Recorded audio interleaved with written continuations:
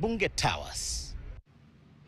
Thanks, Ochanda. In related news, families whose relatives were duped into joining the Russian military are piling pressure on the Foreign Affairs Ministry to bring back their relatives home, either dead or alive. Speaking to the media in Nairobi, the families say they have been given an option to allow the Russian government bury their kin with full military rights or cremate them and send their remains home. As Winfrey Owino reports, the families have accused Foreign Affairs Cabinet Secretary Musalia Mudavadi of disowning them during his trip to Russia.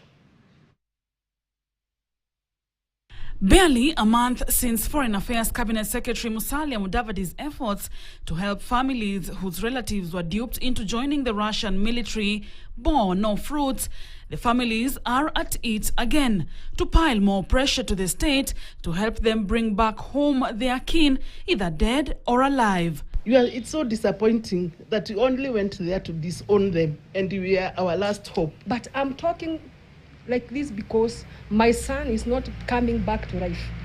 The families say the State Department of Diaspora Affairs has only given them two options: to allow the Russian government bury their kin or cremate and send them the remains. State Department for Diaspora Affairs is only giving two options. Number one, either that relative is buried back in Russia or Ukraine or wherever with full military honors, or the relative is cremated.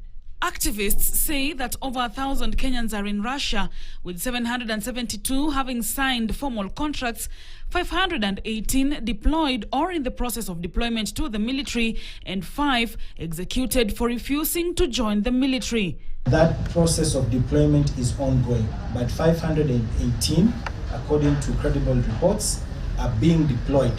For the Kenyans who have died in the war front, to be reserved somewhere in a morgue, and then we as the families make arrangement for their repatriation.